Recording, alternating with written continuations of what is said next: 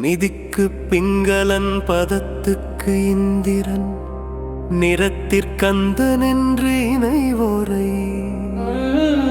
நிலத்திற்றன் பெரும் பசிக்கு தஞ்சமென் ரரற்றி துன்ப நெஞ்சினில்